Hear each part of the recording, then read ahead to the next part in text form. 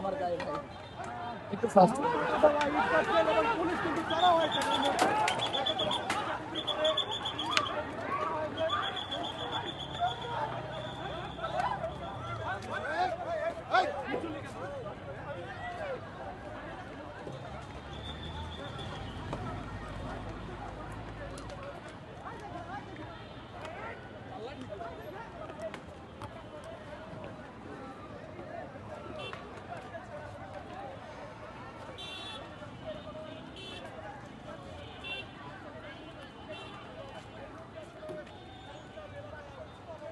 দর্শক দেখছিলেন ঢাকা কলেজ এবং আইডিয়াল কলেজের শিক্ষার্থীদের যেই সকাল থেকে যেই সংঘর্ষ, সেই সংঘর্ষের প্রেক্ষিতে ঢাকা কলেজের শিক্ষার্থীরা উত্তেজিত হয়ে পড়লে পুলিশের সাথে সংঘর্ষ বাধে এবং এক পর্যায়ে ইট পাটকেল ছোড়াছুড়ি চলছে। এখানে আমরা দেখছি পুলিশকে লক্ষ্য করে শিক্ষার্থীরা ইট পাটকেল ছুটছেন, এমনটি আমরা দেখছি।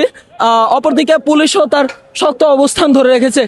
আমরা যদি একটু জানিয়ে রাখি, সায়েন্স ল্যাব যে মোড়, সেই মোড়ের ঢাকা কলেজের দিকে থেকে শিক্ষার্থীরা ইট পাটকেল ছুটছেন। অপরদিকে আইডিয়াল কলেজের শিক্ষার্থীদেরকেও পুলিশরা এখানে আটকে রাখতে বাধ্য হচ্ছেন।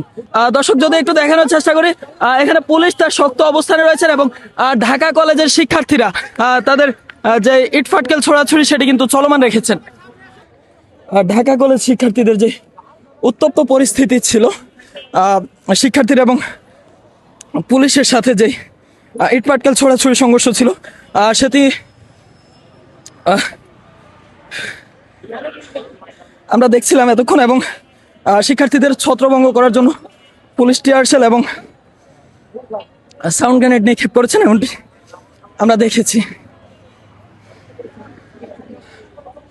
দর্শক, এটি রাজধানীর সায়েন্স ল্যাব মোড়ের পরিস্থিতি এবং আইন শৃঙ্খলা রক্ষাকারী বাহিনী তাদের কঠোর অবস্থান ধরে রেখেছেন, এমনটি কিন্তু লক্ষ্য করা যাচ্ছে।